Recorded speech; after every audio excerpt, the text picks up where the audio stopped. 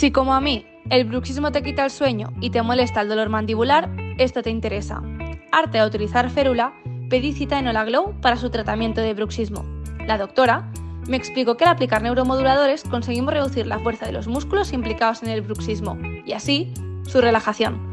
En mi experiencia, he encontrado un alivio significativo, una solución efectiva para aquellos que, como yo, buscan un alivio real y un mejor descanso.